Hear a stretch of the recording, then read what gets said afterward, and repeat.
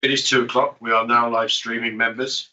Afternoon and welcome. Nobody, Mike Mr. Chairman, we're live streaming. Mark, can't you hear me? Yeah, but they can't.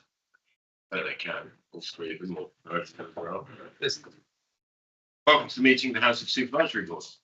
We're not expecting a fire drill today, but in the event of the fire alarm sounding, please leave the building and gather at the front of the building. I'm obliged to inform you this meeting is being live streamed and recorded. Could I please ask also that you turn your mobile phones and your computer notifications off, please. We'll go around starting with myself and do some introductions. So we'll go from myself to Ruth and then round. We'll get the officers to introduce themselves.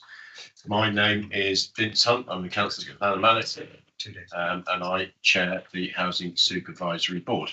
Ruth. Hello, I'm Ms Houghton. I'm the Shropshire Councillor for Bishop's Castle and the Shadow Person for Stores and Rosemary Dartnell, Councillor for Basing and Common Sutton. Julian Dean, Councillor for Port Hill. Dan Hollis, Councillor for Muchmark. Okay, we'll take Councillor for Bagley. Jeff Anderson, Councillor for Harlescott. Roger Evans, Councillor for the London Division. Simon Jones, Councillor for the Shrewsbury Division. Margaret Wright, Managing Director for Cornwall Developments Limited. Jane Petrie, Assistant Director, Homes and Communities for Shropshire. Haley Davis, Client Officer, Housing Strategy. Shirley Davis, Committee Officer. Good. I think that is everybody. I would ask members that before they speak, they just say who they are. I'm normally very good at introducing them anyway. But it is written on my piece of paper to say that. So please, if I haven't said it, do say it yourselves. We'll move on to the agenda, and item 1 is apologies for absence, and there have been none received. Item 2 is disposable pecuniary interests. I'm looking around the room. No. Okay, excellent. We'll move on to item 3 then, which is the minutes, to confirm the minutes held on the meeting of the 19th of September 2024. Oh, second. Right, anybody? Okay, that's fine. I won't take a vote on it because nobody's indicated any changes are needed. So we will take those and I will sign those as a correct record after the meeting. Item 4 is public question time. There have been no public questions received. Item 5 is member question time. There have been no member questions received. So we will move on to the meat of the meeting, which is item 6 is the first bit, which is the Cornwall Developments Limited Update Report. And Jane Trethewey, as Assistant Director of Homes and Communities, will be doing that, no doubt, aided by Harpreet. Jane. Thank you, Chair. Appreciate it. Colleagues will be familiar with the format of this report. This is the quarterly monitoring report, providing detail on progress that the company has made against its business plan, and it gives updates on its live schemes, which are listed in the report. Please say that the units forecast to be delivered over the business plan period has remained the same since last reported at 913, but that there is an increase in the level of affordable homes to be delivered within that from 18% up to 20%, which is good news from the council's perspective. We do have 4 sites completed already by Cornwall, delivering 39 affordable homes, including 10 under the Local Authority Housing Fund. And 1 further development is on site and due to deliver a further 27 affordable homes. So the CDL development schemes are being delivered within the terms of the shareholder agreement and the loan funding arrangements that we have in place. There is no detail further on that I'd like to draw to your attention right now. CDL is required to report to the shareholder via the Housing Supervisory Board at quarterly intervals on the operational performance of the company. So that is what this goes on to do. There are details of the individual sites listed, which I won't go through in detail. But we do have Harpreet with us here as the MD for Cornogie. If there's any further detail that you'd like to draw out at this point. Harpreet. Yeah, thank you. I think the two areas I'd probably just want to explore further is just in relation to our existing schemes. So we've completed Ifton, Ellesmere and Oaklands, and we're now in a position in relation to... Harpreet, can I just get you to pop your thing on? I was struggling to hear you and I'm sat. Apologies, yeah, my No, yes, thank you. I'll start again. So in terms of our three schemes that were on site, Ellesmere Wharf, Ifton Green, and the Oaklands, all three sites have now been completed, now been closed off, and all the properties are either reserved, sold, or have been identified for affordable use or private rented sector use. We've recently launched our show home at London Road, and we're in the position of not reserving plots but holding plots, and that's related to an electrical diversion which is now being resolved. So we are looking to begin the process of reserving plots very soon in relation to that development as well. Generally, we are in line with where we would expect to be in terms of our business plan. And we currently have one live planning application, which is for Shrewsbury Road in Oswestry, where we've got an outline planning application being considered in relation to access into the site, and then a further more detailed application will be considered in relation to the mix on site. We are in the process of submitting a further application following the approval of the joint venture proposal for the Sue West site, which will see 283 new homes, and that's likely to be submitted tomorrow. Okay, so I am looking around the room. I've got Ruth and then Julie and Ruth.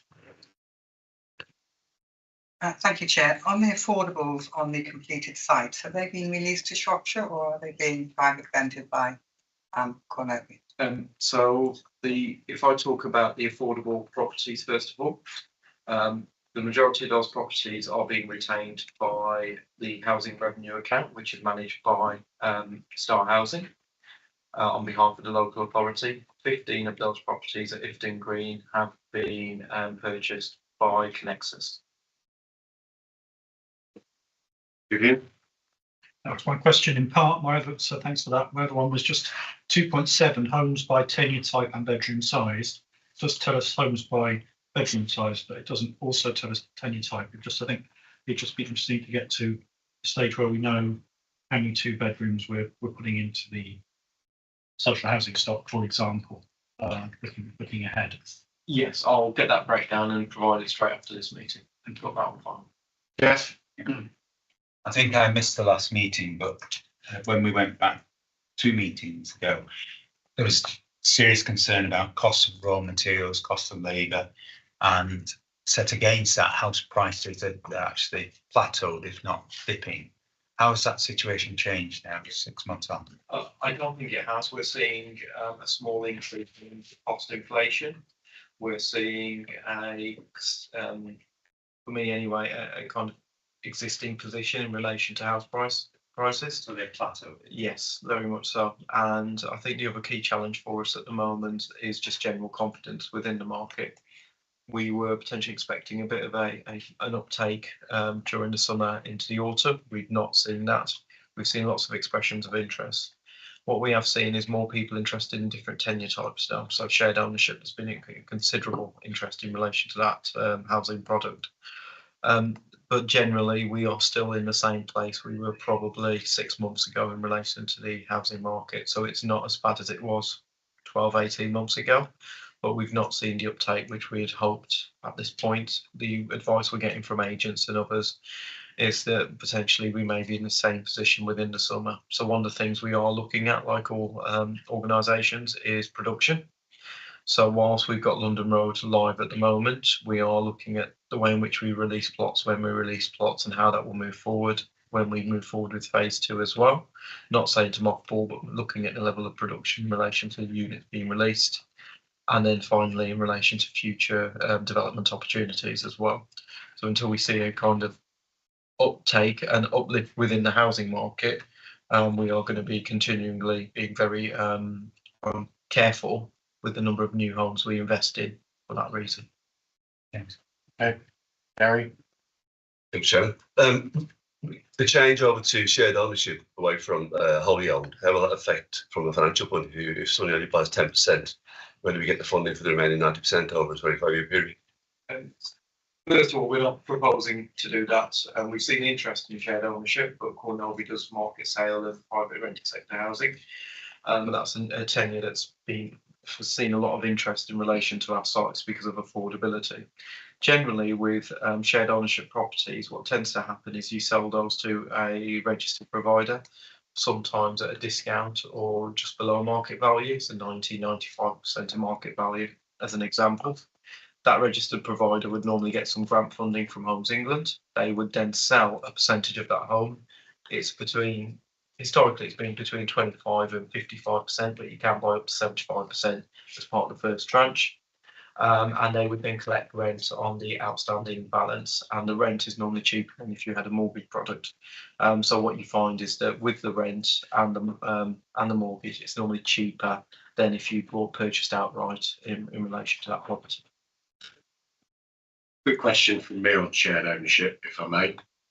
I do know that, for example, Star Housing was doing some building, and one of the areas they did was Swan Lane, which had a number of shared ownership properties in it. If you've got more of a demand and some of these properties are likely to go into the HRA and be managed by Star, what's the potential for those to perhaps meet market demand by some of those being shared ownership? I think it's, again, I'm always mindful I'm here representing CDL, not Star, but I do have two hats. I think subject to the local authority being comfortable with that approach, there could be an agreement put in place because of the level of interest, but we'd also need to make sure Homes England supports that position, and financially it works for both organisations. So both boards independently would have to approve that move into that tenure. So there is the potential for shared ownership on houses built by Cornwall, in the back door, so to speak. And that's the ethos of the company, being a multi-tenure company, and that allows more people to meet on their housing demand. Jeff? The building site at Ellesmere is all now complete, as we've said. Did we hit any further problems with that before we actually reached completion? Because I know there was flooding issues and all sorts. Yes, I'll probably talk about that a little bit more in the closed session, if that's okay. I think that the big issue here is there's no flooding issues on that site, even though it's right next to the canal.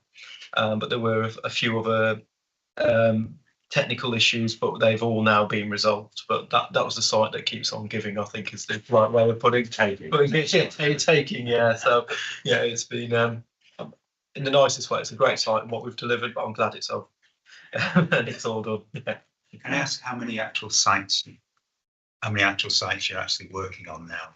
We're working, in terms of sales, we're working at Oakland, Ifton Heath and Ellesmere. In terms of construction, we are only working at London Road now. And in terms of planning, we are working on 5 sites simultaneously. Good, thank you. Julian, did you indicate?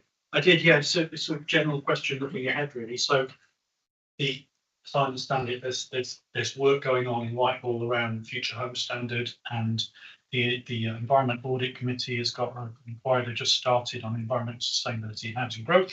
I'm just wondering if Cornwall has had an opportunity to express a view on those things, or if that's something we could encourage you to be involved in, assuming that the standards that Cornwall is building to are relatively high and may well balance the views of bigger developers who would like to squeeze those developments perhaps down.